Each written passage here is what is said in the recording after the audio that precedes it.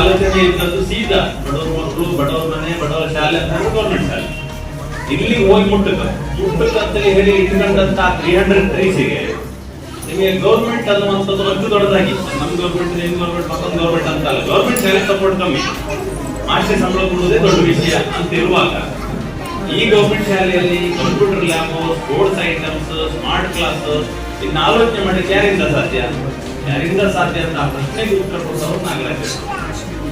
ಅವ್ರ ಸಂಸ್ಥೆಯನ್ನ ಬೆಂಗಳೂರಲ್ಲಿ ನಡೆಸ್ಕೊಂಡಿದ್ದಾರೆ, ಅವ್ರಿಗೆ ಸ್ಟಾಫ್ ಇದ್ದಾರೆ, ಅವ್ರ ಊರು ಜಗತ್ತಲ್ಲ, ಅವ್ರು ತಾನು ಸರ್ಕಾರಿ ಶಾಲೆಯಿಂದ ಬಂದವರು.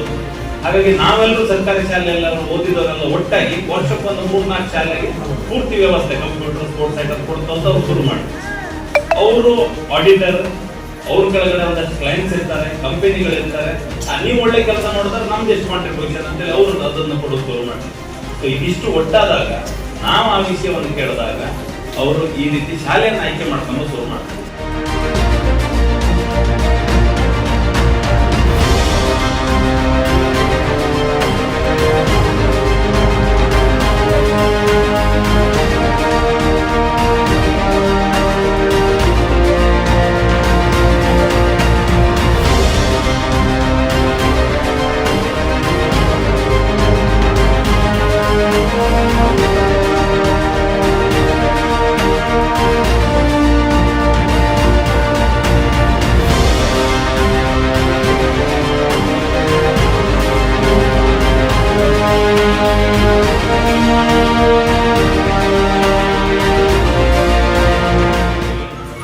ಕೊಡ್ತು ಅಂತ ಹೇಳ್ತು.